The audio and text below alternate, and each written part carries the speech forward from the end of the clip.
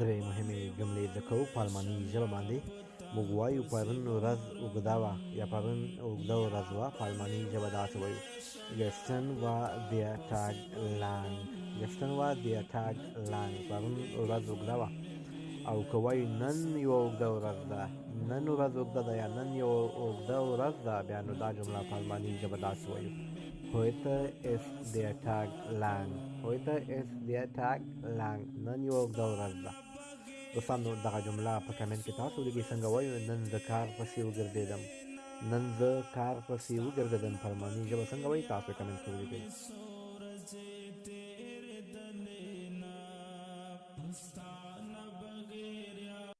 دغه ویډیو درته په ډېره مهمه موضوع باندې جوړومه چې کله موږ له چا څخه پوښتنه کوو د کوم وخت څخه له کله راهیسې په الماني ژبه تاسو وایئ seit wann. د مثال په توګه زه وایم زه له یو کال راهیسې الماني ژبه زده کوم. په الماني ژبه دا جمله داسې وایو seit einem Jahr lerne ich Deutsch.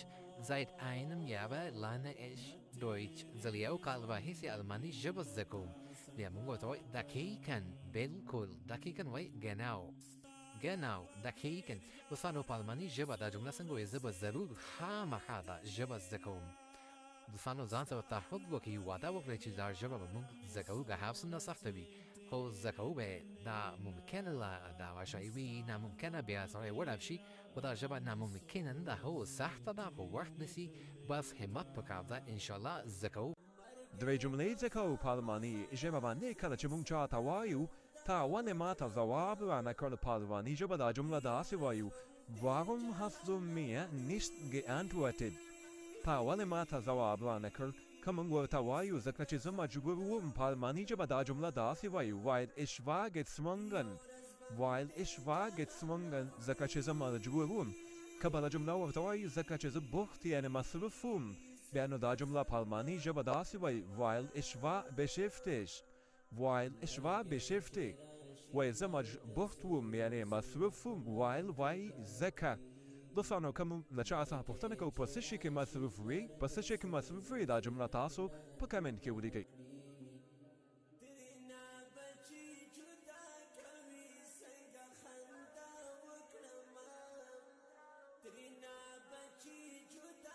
سلامونه دوستانو، دغه ویډیو د روژې مبارکې میاشت مبارکې ده. وایي لومړۍ روژه کله ده؟ په الماني ژبه دا جمله داسې وایو wann ist das erste Fasten. لومړۍ روژه کله ده؟ یا به په 10 وي یا به په 11 وي. زه وایم لومړۍ روژه د مارچ په 11 نیټه ترسره کیږي. په الماني ژبه دا جمله داسې وایم das erste Fasten findet am 11. März. یعنی لومړۍ روژه د 11 په مارچ به ترسره کیږي. دوستانو انشاءالله ټول به دا مبارکه میاشت په عبادتونو باندې تېروو. ټول په کمنټ کې انشاءالله ولیکئ. الله دې موږ تاسو ټولو ته توفیق راکړي چې ښه عملونه، عبادتونه او نیک کارونه وکړو. او الله دې دغه میاشت موږ او تاسو ته د بخشش او د معافیت میاشت ګرځي. او خدای دې وکړي چې ټول صحتمند په دې میاشت کې اوسو.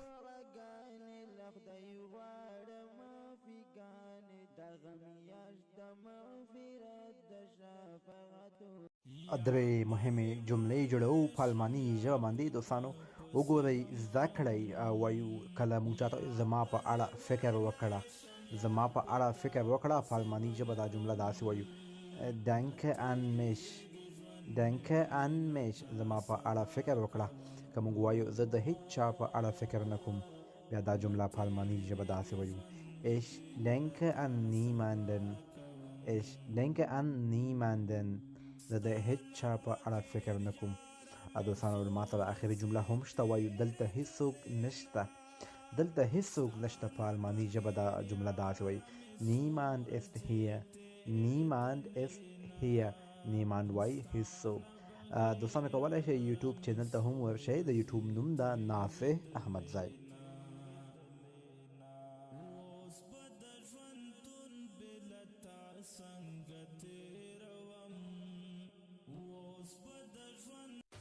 سلامونه دوستانو، دوه مهمې جملې درته جوړوم ستاسو په خدمت کې. که موږ چاته وایو کله آیا ته یو ورور لرې، په الماني ژبه باندې دا جمله داسې وایو Hast du einen Bruder? Hast du einen Bruder? آیا ته یو ورور لرې؟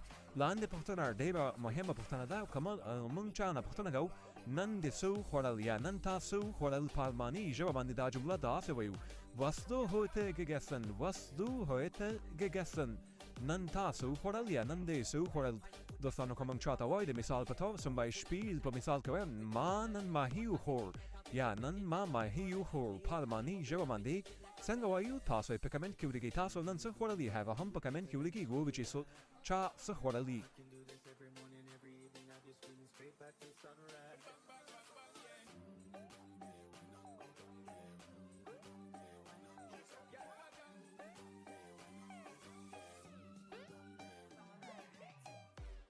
په تیره ویډیو کې ما درته په دریو پوزیسیو پرونومن باندې ویډیو جوړه کړې وه او دریو باندې دلته جوړوم ما سره اوله ویا مطلب موږ که وایو زموږ یا زمونږ انزه وای زموږ وای دا زموږ کور ده دا زموږ موټر ده دا زموږ زوی ده وای انزه بل ما سره ده زی مطلب هغه مؤنث استفاده کیږي دوستانو دغه زی هغه که مونږ وایو د هغې مطلب د هغې کور د هغې زوی د هغې لور د هغې موبایل نو دلته مونږ څه شو لاندې ما سره بل زی ده وایو هغوی دا د زیاتو کسانو ته استفاده کیږي که مؤنث وي که مذکر وي که ښځینه وي که نارینه وي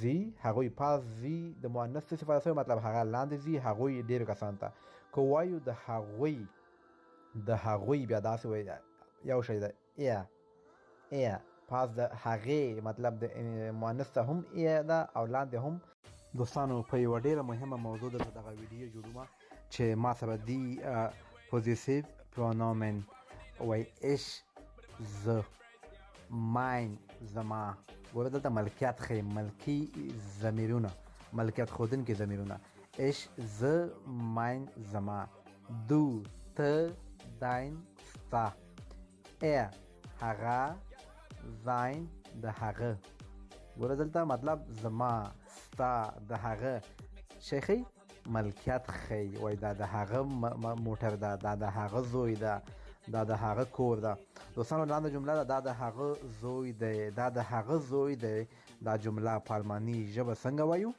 تاسو یې په کمنټ کې ولیکئ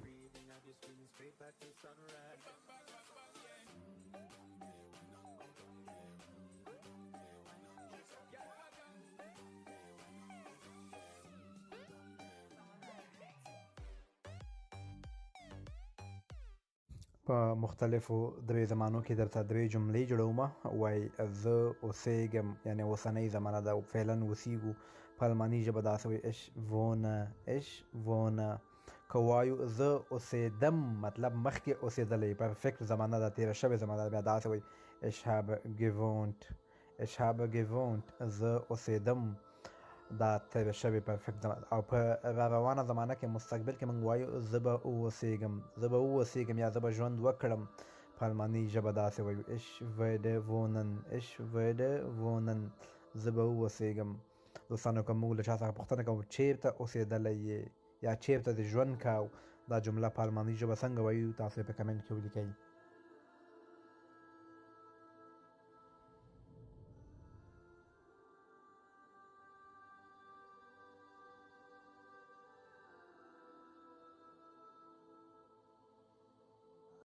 راځئ دوستانو یوه جمله درته په درې زمانو کې استفاده کوم اکثره دوستان پوښتنې هم کوي اوسنۍ زمانه په وایو زه زده کوم په الماني ژبه داسې وایي ich lerne یعنې اوس فعلا لګیا یو اوسنۍ زمانه که وایو ما زده کړي بیا په الماني ژبه داسې وایو او دا ماته پرفیکټ زمانه ده د عمل شوی ده تېر شوې زمانه ich habe gelernt ما زده کړي او دا لاندې جمله چې ده دا په مستقبل کې وایو مطلب را روان وخت کې وایي زه به زده کړم په الماني ژبه داسې وایو ich werde lernen زه به زده کړم دلته ما سره werde د همیشه د مستقبل لپاره استفاده کوو نو دا درې جملې دي په مختلفو زمانو کې زده کړئ